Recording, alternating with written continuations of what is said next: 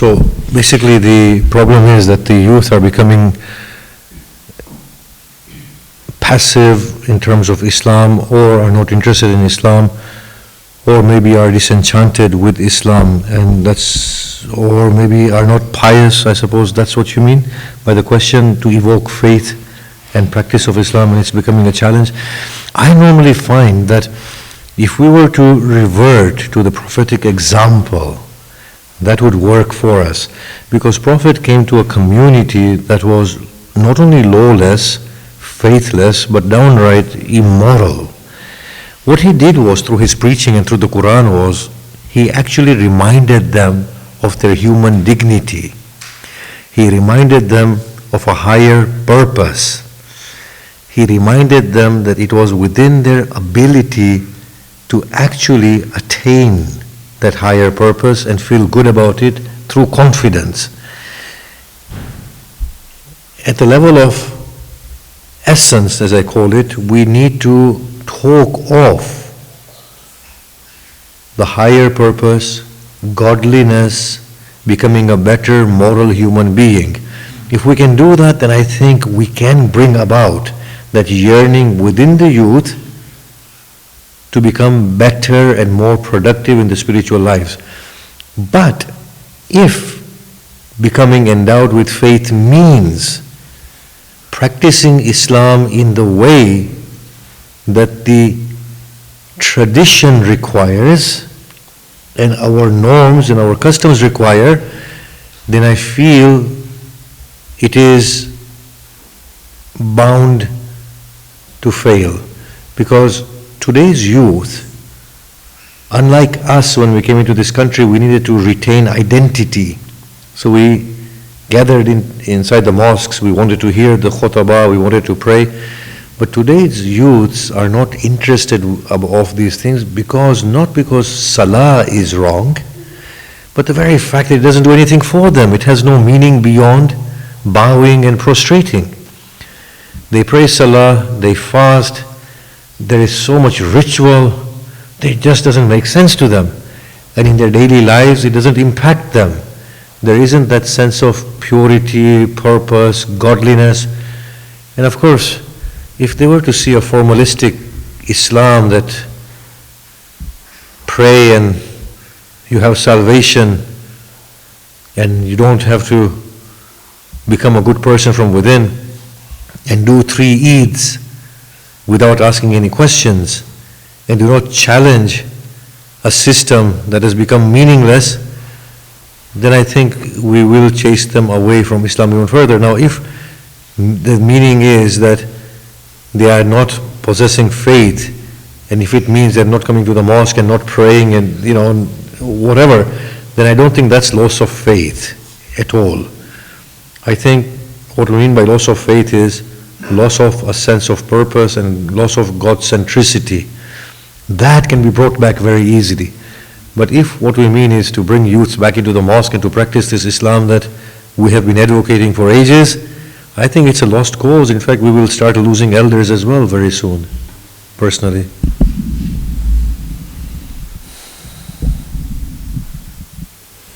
I hardly have something to add, but actually I don't know what is meant exactly by challenges. And I think faith and being faithful has been challenging, not only today's but every time. And if by being challenging you mean that it has costs to, for example, be faithful publicly, then some calculations somehow might be accurate and suitable to be done. But religion is basically, to me, is a spiritual project, and even in every hard circumstance and condition, still one may remain faithful, because faith and iman is a matter of heart. And if some manifestations of being faithful is costly in the public sphere, then still spiritual aspects of the religion and personal aspects remain.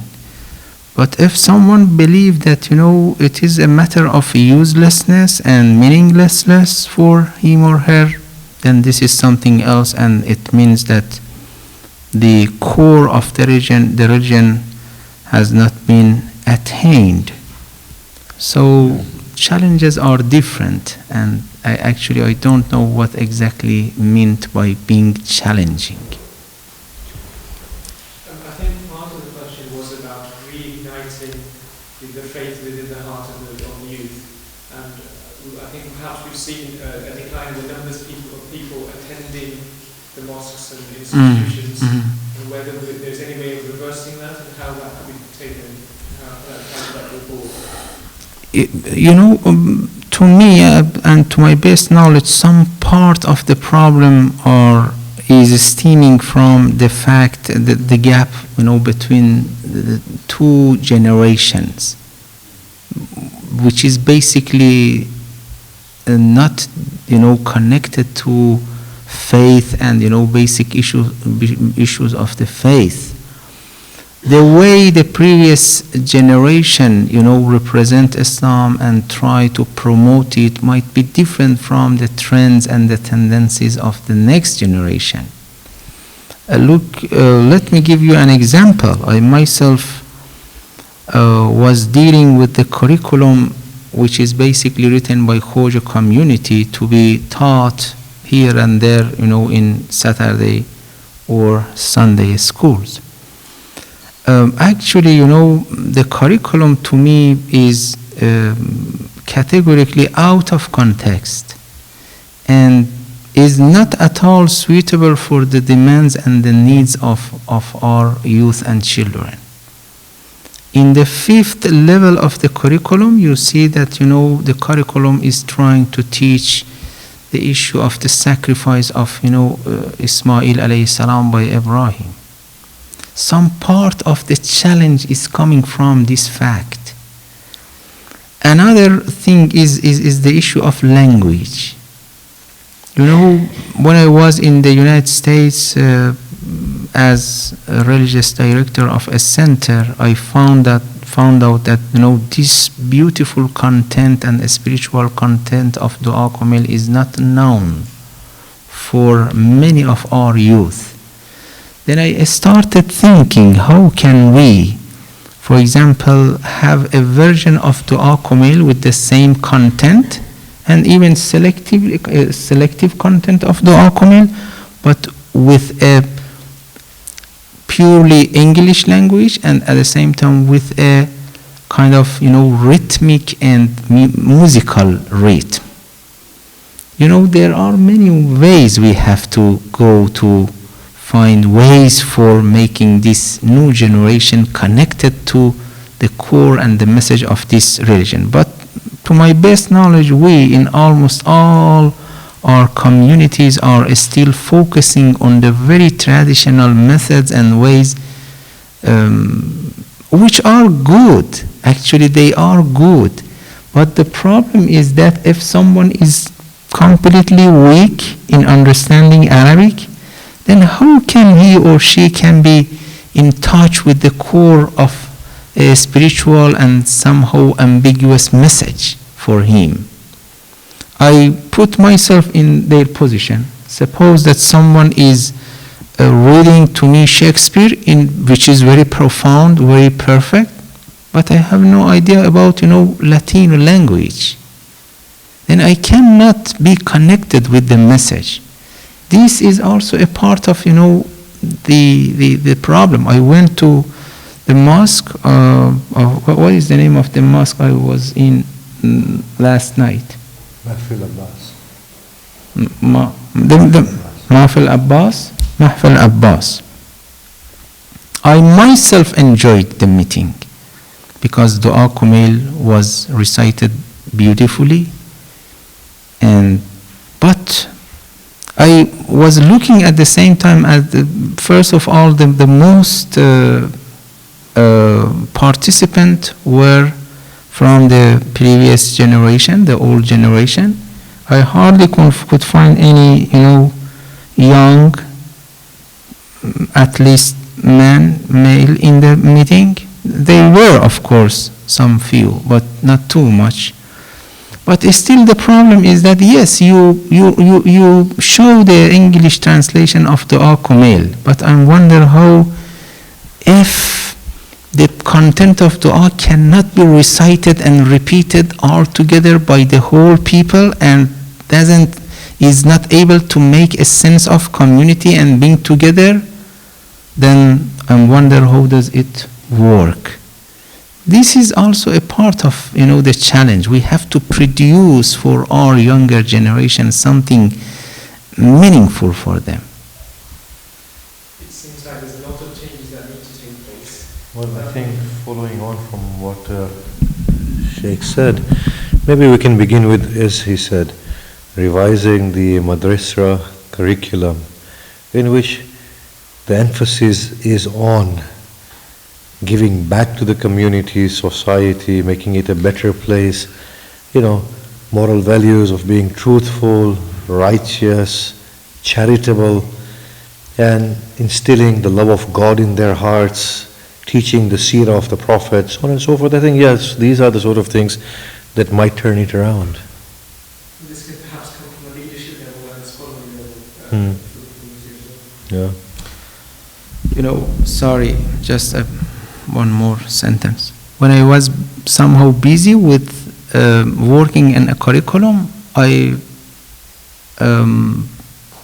often try to look at the curriculum that the material in Christianity are provided for the younger generation. In many times I looked at for example, a film made for Jesus, Isa alayhi salam, and the film was so attractive that I could never stop it. I wanted to review the film to see what's going on, but it was so attractive for me. So, do we have any film of this type? Do we have any book of this type? Can I just say there, I'm so glad that you raised this topic, because Shaykh Arif remember this, a couple of years ago we had the opportunity to create a film based on Karbala and the entire story of Karbala, but using renowned Indian and Hollywood-based actors. We had to pull back because we were planning on depicting Nobahar Islam to bring about the full essence, but because of the amount of intention, the pressure that was brought upon my entire production team and the teams involved, we had to back out of the project. Again, I don't think, although talking about it is quite good, but are we really ready at grassroots level to do all these changes? Is our community really ready? Because we've only faced apathy whenever we try to bring in a different level of understanding and meaning to spirituality and religion, and using different mediums to express it, be it music, be it film, be it performance through dance, theatre, whatever. But these methods are all there, and you can not only express it to the sheer beauty and the younger generations, but you can go out to a wider audience as well and really spread the message of the struggles. But I don't think people, our generations and people are really ready for it. I mean, that's at least if you like it. I wanted to comment that we already have a problem with mass media, with the internet. We were talking about Baraka and we were thinking about scholarly opinion earlier. One of the problems is that when young people that don't have access to Arabic language or to Farsi language can't access books, they immediately go to the internet and look at opinions from Ayatullah internet. It's a very difficult thing because there's no scholarly background to the material. And I think that's one of the issues where people try to get young people involved, it actually is counterproductive because there's no scholarly emphasis behind it. This is one more challenge. Well, I think this particular issue requires a very full discussion, right? because our youth is our future. Yeah. And if we lose them, and if the mosques are empty, it's not good. It's not a good sign. On the one hand, those who go to mosque become ISIS, and then those who don't go to mosque lose their religion altogether. Something needs to be done about this. We need to sit down and think. And it is not a matter of means and making a film, as you mentioned. We have to review the content. If, for example, the Karbala is concerned, then we have to see what is the message, what is the functioning message of Karbala in this context. Justice, dignity, respect. Express that message, like what was said here, at the moment people are going by Ayatollah Google from the office of Wikipedia, from the whole of Wikipedia, should I say, and they're not willing to understand what the requirements of the day are. And again, we were tackling radicalization, or tackling youth isolation from mosques and things like that. Again, we need to find a middle road, which is going to attract everybody and express the message fully in its whole essence. And I really am concerned as to whether our communities are willing to actually allow that progress to take place. And that expression to take place, not losing the essence, not losing the message, and not losing the essential theory of what our faith is all about, but at the same time allowing that progression, development and acceptance to take place so that the youth are not isolated and are all inclusive. I think this in itself is a potential topic for a paper discussion that we set aside for this. Absolutely. I think it's a fascinating area to discuss. Are there any further comments on this topic, or shall we move on to another question? So I there's a think few so. questions. I'm okay with it if we move on. I think there's a question from Why don't you pass the... Could you pass the microphone to her, please? Would you mind just...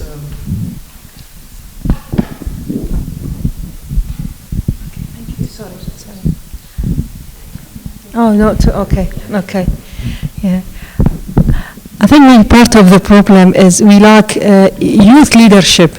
If we have plenty of youth leadership, which is maybe we have to, maybe they can be encouraged by maybe send them to training courses so they can lead the community youth, because they can understand the background. They brought up in the same environment. They have they share the same culture and the same values. So at the moment, the community lack this youth leadership. We have to, like every, Mahfal Abbas or any, mosque should have, facilities for youth. To have their programs. Even, you mentioned films. They can also, obviously, older generation, maybe they don't have the same taste. But the youth, maybe they will gather if they watch a film, and they can share the value, and then they can discuss that, obviously using Islamic values as well through that. So that way they would be encouraged, and also we can engage them. Rather than, desert the mosque or the community, they can engage them in that way. So. Thank you. Actually, one way I think for moving on this path is to give more room to the younger generation themselves to come in the scene and take things at the hand. Of course, sometimes under the supervision of the more experienced people. But this is the problem I see in many communities. Still some elders are in charge of making all decisions, and they make it based on their own personal mentality, and the tendencies, the trends, the requirements of the youth are often ignored. The same actually problem we have in terms of considering women. In many board of trustees in many institutes, the more than half of the population of the whole community are ladies, but they hardly have any accessibility to, decision making. They don't make decision about themselves, and this is a problem. Others decide about them. I remember that I was with one grand Ayatollah, who all know him, and then another Ayatollah, which is also grand Ayatollah and very, very respectful, came to him. And then he said, look, unfortunately I have forgotten about the question in detail, but he said, look, Hazrat Ayatollah, this is a question and we discussed it for years, over centuries, over and over. And because all of us were men, we didn't recognize that, the situation the question might be in another way. This is also another, problem. We have to give more room to ladies, to our respected women, to come and decide about themselves.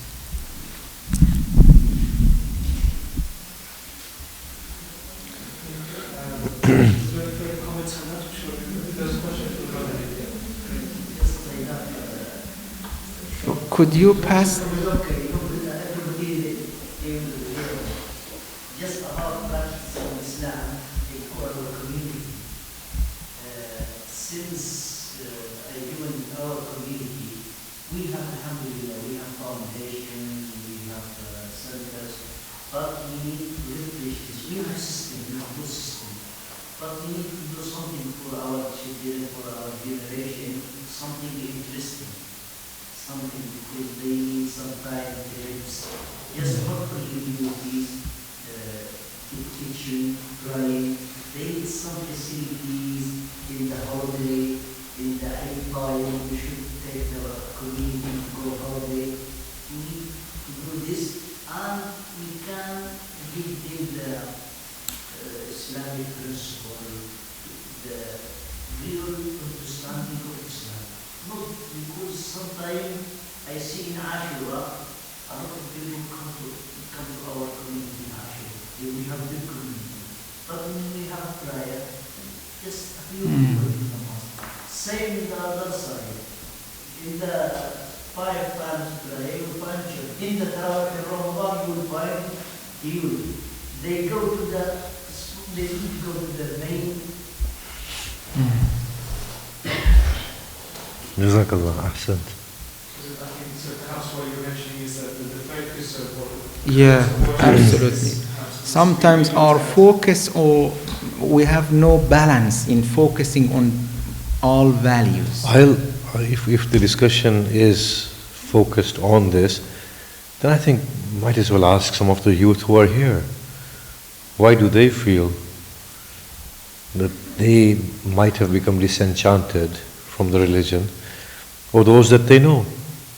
Or if they were more enthusiastic about religion, and now they are not, then what is the cause for that? Or we can ask, all of you are youth, so why don't you all share? I think it's mainly this, there's less room for a discussion. There's probably from my experience, more events or more community gatherings happen for occasions which are fixed and they have fixed schedule and they have a certain, there's always a majlis or something where you are more a participant, you are more a recipient of information rather than an active participant. So I think that's one reason why there is a disconnect. If you have less chance to engage, then you naturally be less inclined to attend them. That's one thing. Does religion really play a part in a youth's life, a meaningful part? I mean, if anybody wants to answer that. As a young person, from my previous experiences, initially it was enforced upon us. It became very much a ritualistic dogma when you're doing it, because if you don't do it, you're going to be a bad person.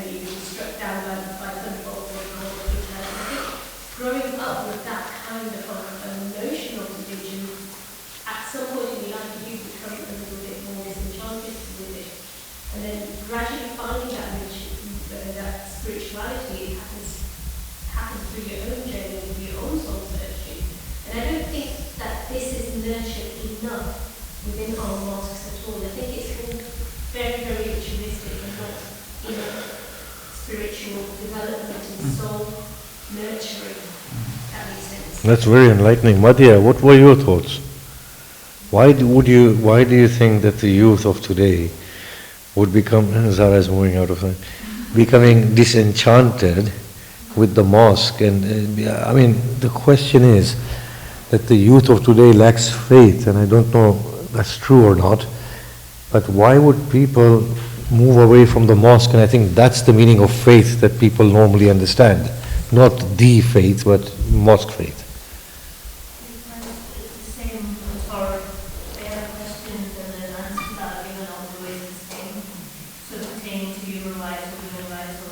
Anything really will ask the same question, and whoever comes, they will just justify the status quo and not give a very convincing answer. So perhaps the more intelligent, after a while, get disenchanted and aren't there to listen to the same answer again and again.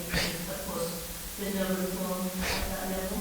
Does the mosque enforce confidence within the individual and a sense of belonging to God as an individual and give that confidence?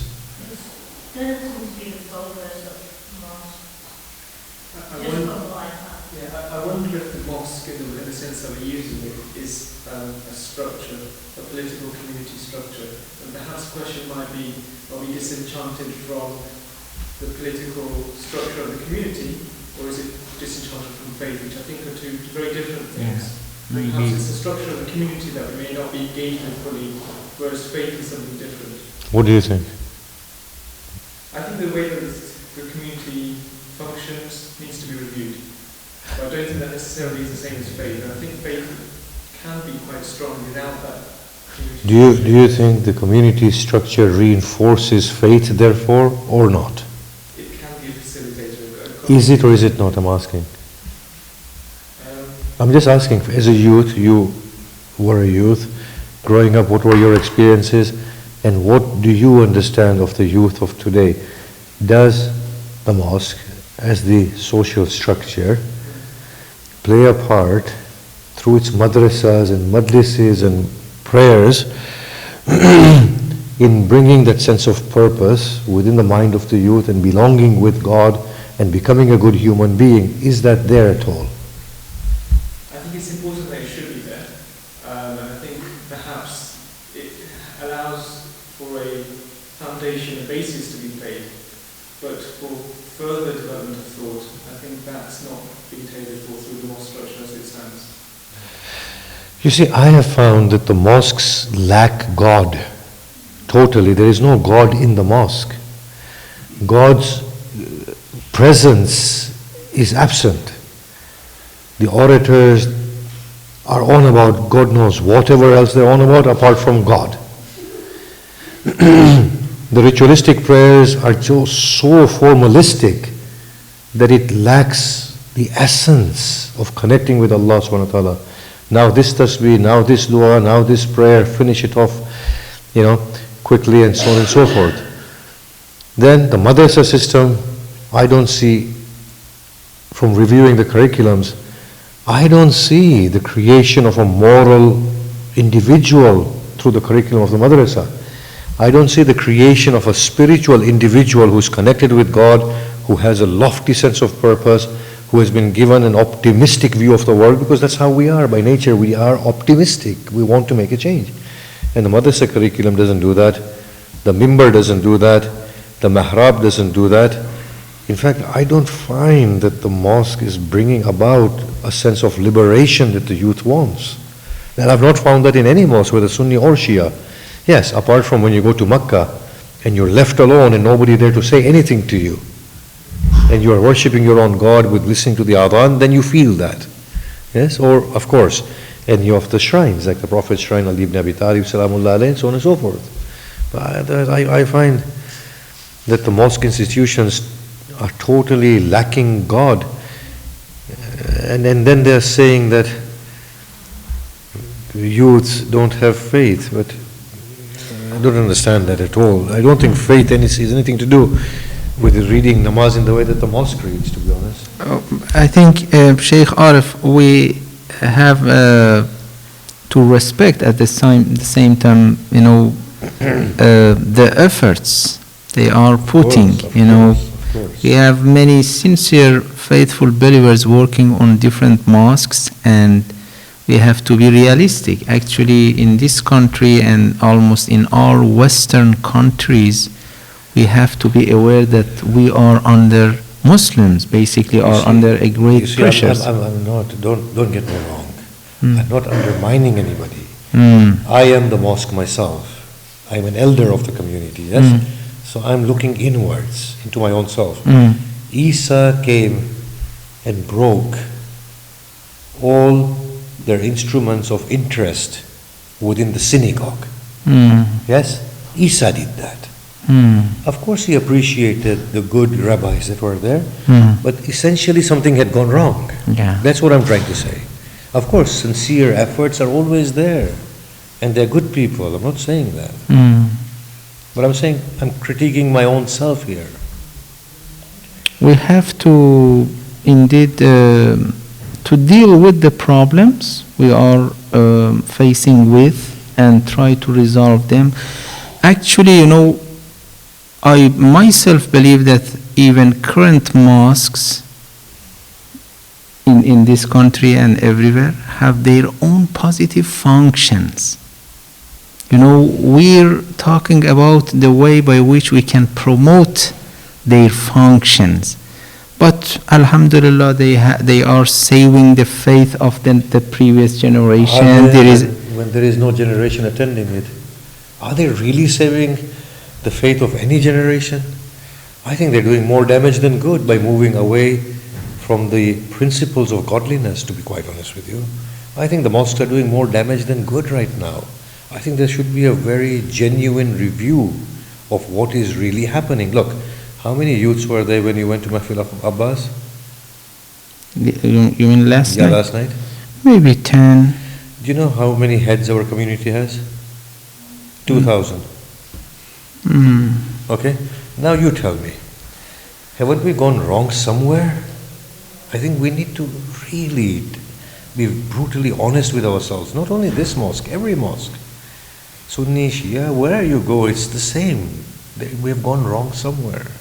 I'm saying, that even if you look at, Christianity or Judaism, you probably see the same problems. And, in a general, if we look at the scene from a more general perspective, probably the whole faith and religion and Iman in this modern time is under the attack and under the pressure of, atheism, secularism, and so forth. We have to take into account these elements and factors as well. But at the same time, there's also a lack of empowerment and lack of engagement from the community within. So it's not Absolutely. from within, like Shaykh Arif says. 100% I agree. We have to be aware at the same time that, being faithful, particularly in countries of this type, is something hard, is something difficult. Being faithful is very costly. Is it being righteous, being truthful, being caring, being charitable? Is it really difficult? In the name of Islam, yes, I would say. Why? If you wanted to be charitable, faithful, the very, practicing Muslim, then it might be costly to my understanding. Why? If you were a practicing Muslim in this country... Because you are a very small minority. No. I'm talking about human values and human morality. If you were righteous, good to your neighbor, truthful, I don't want to call it the host community, but the wider community would appreciate that. And they would say, what a wonderful religion. I remember, I used to work at a petrol station. And these are two incidences. From the age of 18 onwards, while I was studying, I was working in the petrol station part-time. A person came and he said, "You have to be a Muslim." I said, "How come?" He said, "You're so respectful. Only Muslim students do this." Now this is going back, to the 80s. Then I was working, after I finished my education in Iran, when a momentary pause, I came back and I was working somewhere else. So a man came in the morning and he said, "Oh, my car's broken down." I said, "Well, take my car and bring it back in the evening." He said, "You have to be a Muslim." I said, "How come?" He said, "Only a Muslim can do this." I remember as a young man, I would sit on the bus going to college and I would make sure all the boys sitting there got up to let women and old men sit. Do you know something? Today, if there is any crime, you can be sure it's a Muslim who's committed it. There's been a huge change. In fact, people appreciate goodness. It's not difficult to practice Muslim human values in this country. In fact, it's a welcome. There is no the concept that people have about the West, you're a minority, it's difficult to be a Muslim. No. In fact, this is more tolerant than any Islamic country. I agree. And the Islamic values are more valuable here than in any Islamic country, to be quite honest with you. Majority of the Islamic values are currently embodied in And people love Muslims to be good human beings. It's not difficult, it's easy to be a Muslim, a faithful Muslim. But nobody is a faithful Muslim anymore. We make one MP, you can be sure he's going to defraud the system. If it's a Muslim, you know he's going to defraud the system. Yeah, we know for a fact. What's gone wrong with us is something we need to look inwards. Yes, I'm saying that we have to look outward as well, Shaykh Arif. When I went to the US and I had 2 small sons, immediately after, my son came to a middle school. His name is Muhammad Jawad. And I felt that he's too interested to be called Jawad, not Muhammad Jawad. And I asked him, "Muhammad Jawad, why? I like too much to call you Muhammad Jawad." You say, "Father, just a kid, a son, a boy, ask me, 'Oh, are you Muhammad? Are you Muslim? You looks like a terrorist.' Oh, I'm kidding. But we have to, when talking about the problems, my point is that we have to look at these problems as well. There was something staged in America. Actors. A Muslim hijabi woman goes inside a shop. And the man says, "I'm not going to serve you, you're terrorist." The Americans there, they did it time and again. There was a military man, there was a policeman, there was a very sophisticated businesswoman, there was a professional man, there were lay people, they were all defending her and were getting offended. Yes, the shop assistant, they were saying, "How can you discriminate? It's not just because you've seen an example of terrorism somewhere that you blame it on her." I don't think these are true depictions of life in the West. I think there's far more to it. And there's a lot more shades. In the Muslim countries, if you look at the discrimination against other Muslims, it's unforgivable. 100%, I agree. And then in certain Muslim countries that claim to be abiding by the example of the Prophet and Amirul Mu'mineen, the way they discriminate against other ethnicities, surely the West is far better than those Muslim countries. Yes, so 3 people have raised their hands. Right. I'm sorry to... Come on.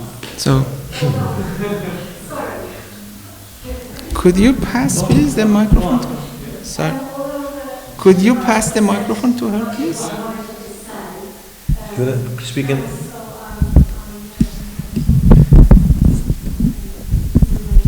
Would you mind speaking onto the mic? No, it's okay. Although I'm not a youth, I've brought up 4 young people in this country. So I'm going to offer my experience of what they told me and how they express religion. And I think one of the problems with the mosque institution is that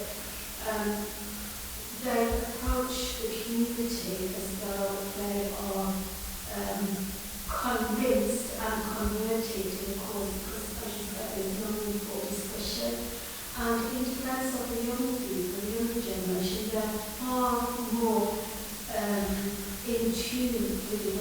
we are, and they have a very different experience of the world than what we have as the international world. People who come from predominantly Muslim countries, and so their experience is different. They're very intelligent. I don't think there are many in our community who are going to Google Ayatollahs. I think that's probably what middle-aged people like myself are doing, or we just discovered the joys of the internet. But I think people are very intelligent and they've been brought up in a system where they're questioning everything, and they tell their parents, you can't just tell me what to believe, I have to be convinced. So we have to go back to having these kind of discussions and not assume because they're brought from Muslim country they're going to be, they're going to have been convinced of the same religion or what we told them is religion, which is very prescriptive, very dogmatic, very separated from spirituality and love of God, and in particular, love of God.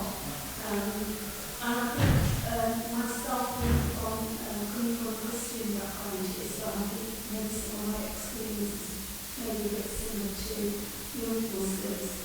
And I believe that every single human being, through questioning and through examining the messages that are given to them, come to their own conclusions about religion. And I don't think it matters whether you're born from a Muslim family or you're born into some other family. Every human being has to go through that evolutionary process. And I think as an established community, we've lost touch with that process of coming to know something through knowledge and experience. Although I do lots of things about the mosque, I actually enjoy to go to the mosque, do the mosque, listen to nice lectures, so there is something to be said for the ritualistic things, but I think we definitely do make a mistake, and it's a mistake I've been guilty of myself, is being dogmatic and descriptive and not having discussions. I'm not making sense of religion, what's the point of prayer, if we haven't loved God. Thank you for that valuable comment. Yes, thank you. I'm sorry to disappoint you further. From my experience, when I was a child, I remember southern part of Iran, my own father, we always had the gathering during the Muharram and Safar for Qur'an coming, and in the summer sitting down and discussing. Okay, but you look at the time, there was no cinema, no internet, none of those businesses. So the job the ulama had was much easier than nowadays. Nowadays, the time wasting for the children is something very, very important. There are many things available for them. Whether you want to be a police for your children or, keep eyes on them to see what they do and what they don't do. The sad news is this. I used to, from Birmingham, for one lecture, we used to, with my wife, we used to go to Manchester, we used to go to London, just to listen to one lecture. Okay? But to be honest, the last 10 years, although I'm a member of Project Jamaat, I'm only half project, but still, the last 10 years, I will tell you, very, very rarely I put into the time I put in. 4 hours, 3 hours. Khoja are very well organized. The start from time and you go to Iranian Center, you'll be there all night and you don't know when is what. This is very, very disorganized, unfortunately. This is the problem with the children. If we want them to learn something, the structural thing got to be changed in our society. One thing my wife had always said, and I'm quite right, all the rights for women in Islam been written by a man. Is that right or not? You know, Marhuma Tahari, you know, the right of woman in Islam, and so many of them. Everybody is talking about the right of women in Islam. As I said, my experience, I think, being within the Muslim community and trying to be ignorant is number one. The biggest enemy of the Muslim ignorance. To be honest, the last 5-6 years, I spend most of my time at home in front of TV, which broadcasting from home. And I really got a new life. The Shia, I was born Shia, but how much knowledge? I thought I know everything. But the last 5 years I've been following this channel, continuous of lessons and other things. And now, then I realized that I didn't know anything about Shia. Okay, so the information is important, which is lacking in our community. One other joke I'll tell you, 20 years ago when we had the Muslim Parliament of Great Britain, Dr. Khalid Siddiqui, and I was a member of Muslim Parliament in Birmingham. I was a member, one of the members. Amongst these 250, 60 people, which is MMP, Member of Muslim Parliament, you had to work with so many people. They had, some of them, they thought, okay, if they become member of Muslim Parliament, they have some salary. So they joined. So many of them. But one example I give you, a group of them, about 4 or 5 of them, they were praying like us, they were very pious people, but what their belief was, they were saying that Prince Charles is going to be next Khalifa. And when you argue with them, where do you get that from? Oh, Prince Charles has become Muslim, but they never mention it. He's quiet, he's doing it, and he's going to be next Khalifa. So these are the Muslims you are, in this society.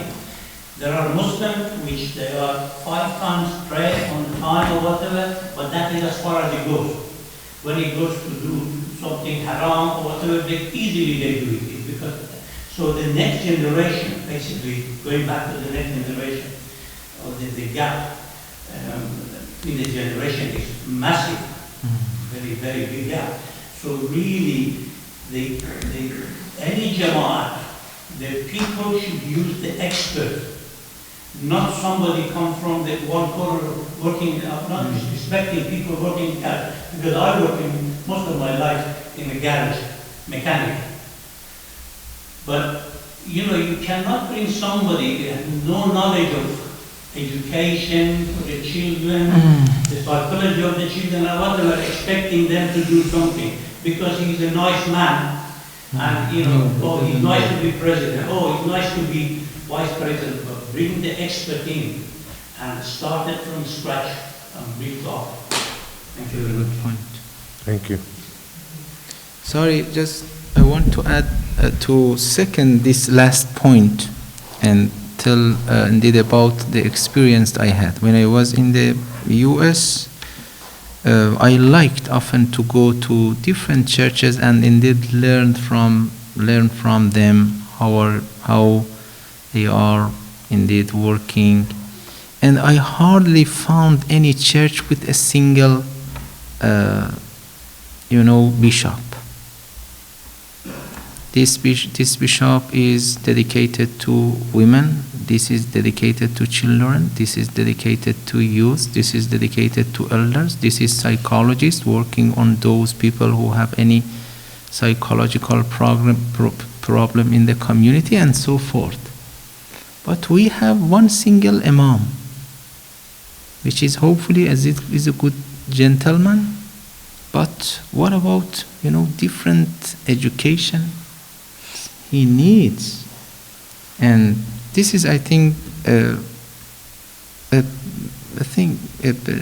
big issue. A different and diverse community, how can it be led by one single even good imam. Here is one sound. Yeah, just to add about this issue about the community, I would say that the community doesn't realize how urgent the need is to change things. If I look at my personal case, and I think as a scholar, you have religion in your daily life, but as a lay person, if you don't go to mosque, you don't have that boost to revive that faith. And being an adult, I think I can go through life and save my faith to a certain extent. If I look at the next generation, it's I'm going to madrasa, I'm going to. If I struggle to convince myself that it's important to go to mosque, I feel a hypocrite telling her, it's important to mosque, come to me. And so yes, if I manage to save myself, I don't know how we're going to save this generation. And I really feel that if something's not done urgently, we're going to lose that generation, that whole generation completely. And we've got ourselves to blame. I agree, the need is so pressing and it's so urgent, and we really do need to go back to the basics.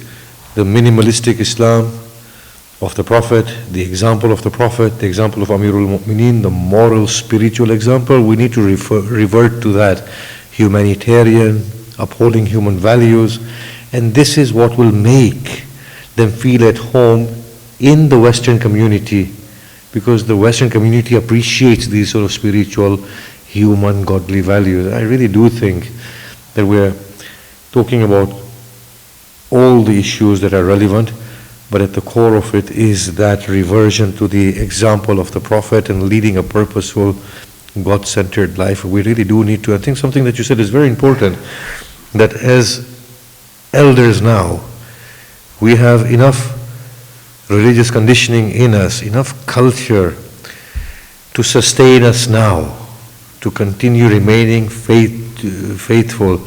But truly, what do you do for the next generation? As a parent, you have to have every single answer, every single question. Questions that we never used to ask.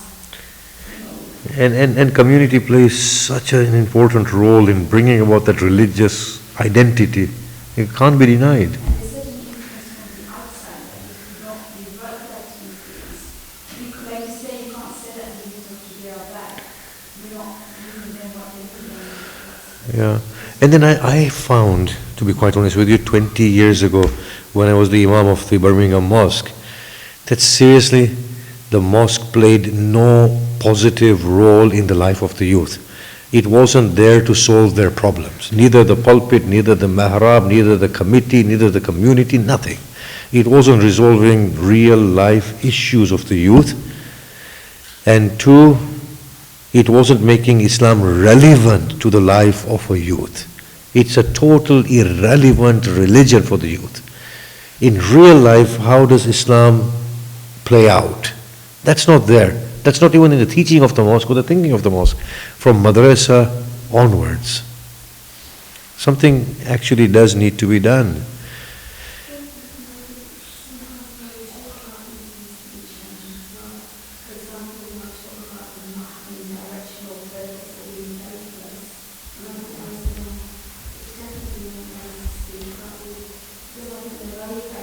Yeah.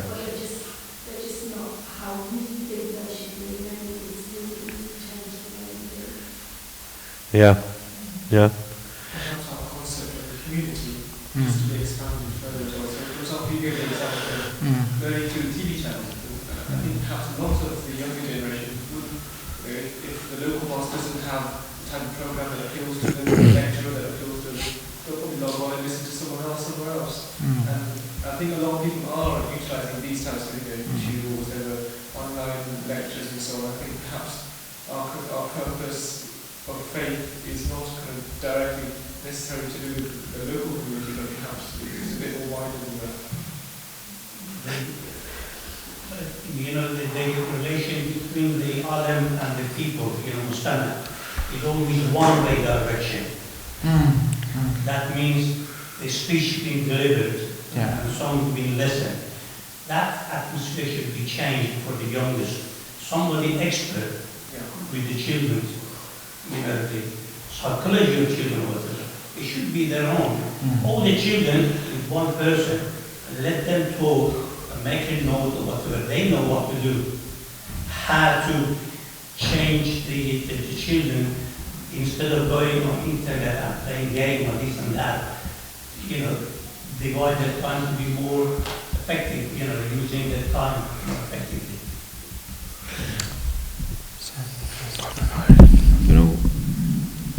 Even if we analyze our rituals, we simply come to the conclusion that the role of the community, and particularly the role of younger, is always passive.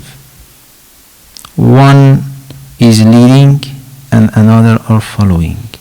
One is talking and another are listening, and so forth. Even in dua, one is reciting dua and other is listening. Again, in US nowadays, I have no idea about this country, but in US Sufism is very strong.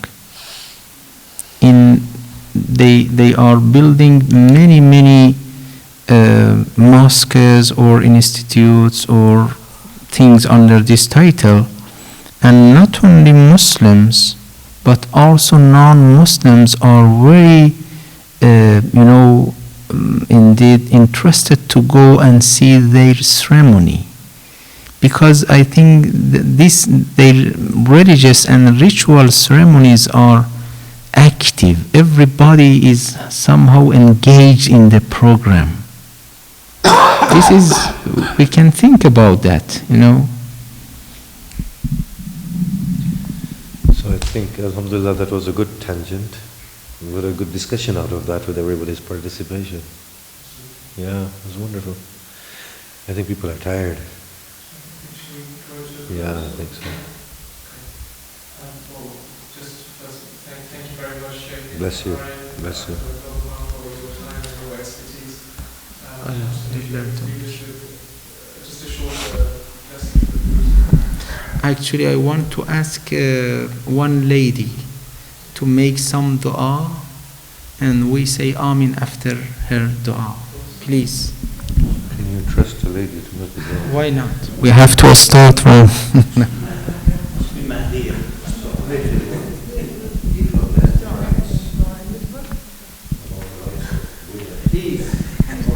And any volunteers you want to? Which dua? Your choice. Just repeat. Dua al-Faraj. Dua al-Faraj.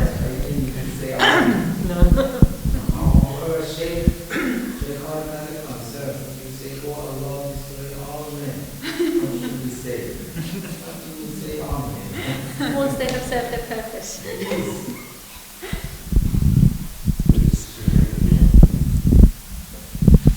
Anyone? Yeah.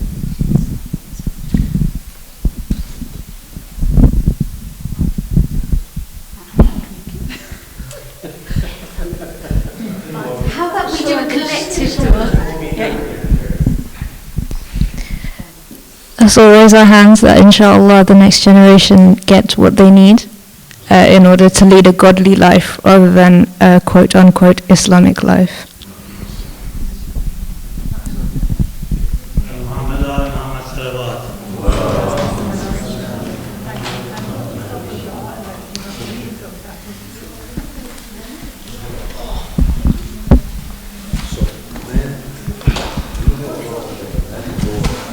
Like the rights of women. Next year we said children have the right about the rights of their children.